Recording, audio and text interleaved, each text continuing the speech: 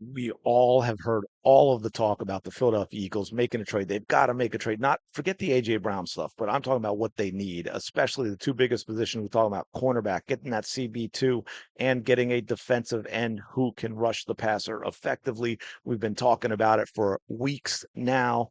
The trade deadline's November 4th. The Eagles have a bye week coming up. Howie Roseman is most likely on the phone everywhere.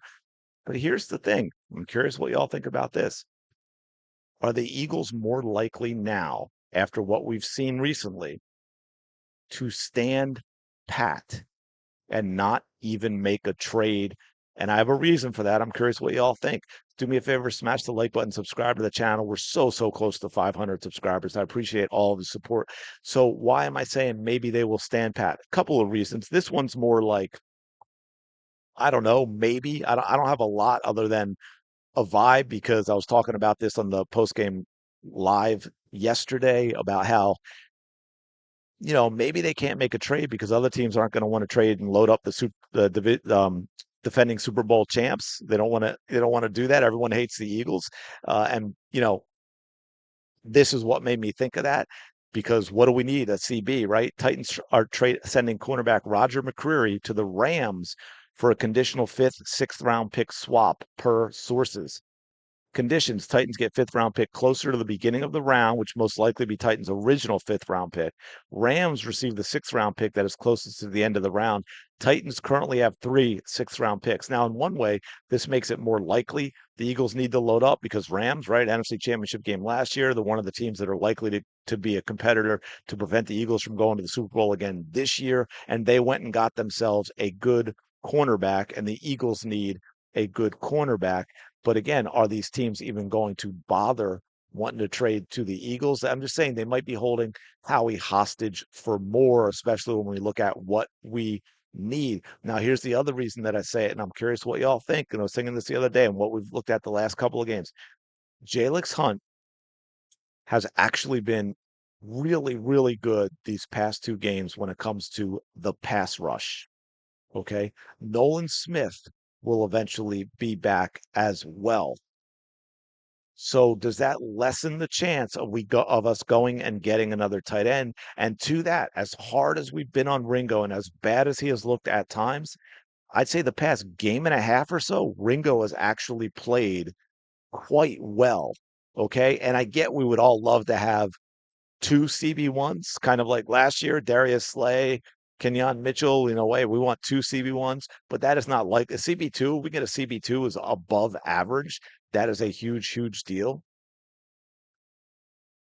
Is Ringo that guy now? Is Howie saying what may and here's the other thing I'm saying that for is I think because of it's been so prevalent out there with getting a defensive end, with getting a CB2, that a lot of teams are going to want to make Howie overpay for them.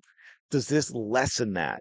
Does Howie think, you know what? Maybe I don't have to overpay for a CB2 when I see the way Ringo has played recently. If he continues on that trajectory, is that good enough for us? So and that may mean we end up getting a CB2, but Howie just doesn't give up as much as he might have given up 2 weeks ago. That's a possibility as well. And I just want to add to this real quick.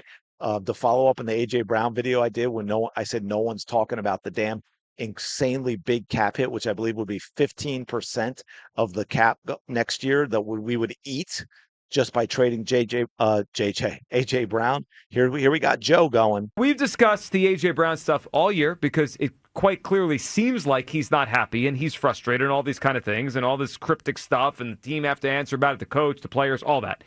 So here's the question, Hugh, as I think this is the number one thing that we have to talk about as a fan base before we get into should they.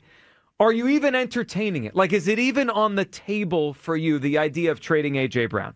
And I'll start us off. It is for me. It is absolutely on the table that I would trade A.J. Brown over the next week. Now, that doesn't mean I want to get rid of him. It doesn't mean I dump him. It doesn't mean it's addition by subtraction. He's still a really good player.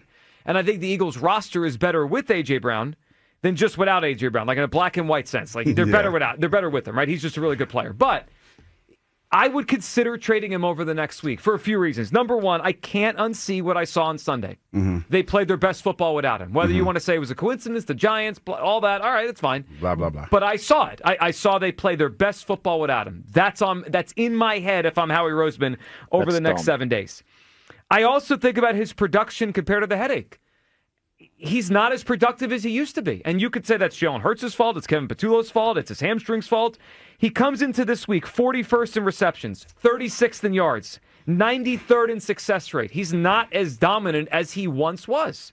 The other thing I think about is team first. If this is a distraction, I consider moving on from a distraction. And I'll finish with the fourth reason I'm considering this. I think he's gone anyway in the offseason. Right? So if everyone is kind of realizing this isn't going to happen anyway, could I get more now and make the Eagles' future better by doing it now? If the answer is yes, and I could get more today than I would in February or March, then I have to consider it. Now, if I don't get less and it's the same price, then that becomes more challenging.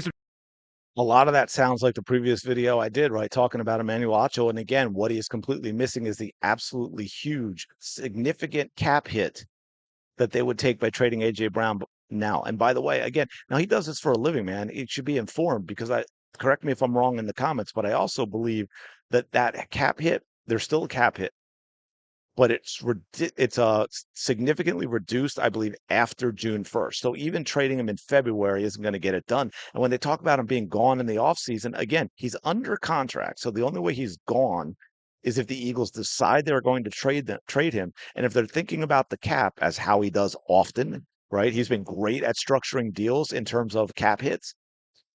The trade would come in the summer. It would come after June 1st, where it's a much, much smaller hit. I don't have the number off the top of my head. But anyway, let me know what y'all think about this, all of this in the comments below. Appreciate you checking out the video. The biggest thing is, do you think the Eagles will make a trade? Is it going to be a cornerback? Is it going to be a defensive end? Are they going to go out and get both? And are we looking at making a major blockbuster trade that gives us a almost star type of player at those positions?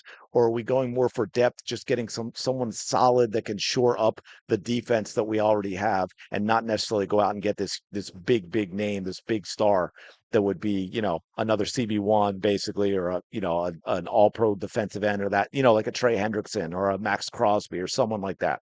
Let me know your thoughts in the comments. Appreciate you being here as always. Smash the like button, subscribe to the channel. 3-0, by the way, 3-0, baby. Just saying, the process might be finally happening a century after it started. I will talk to you later.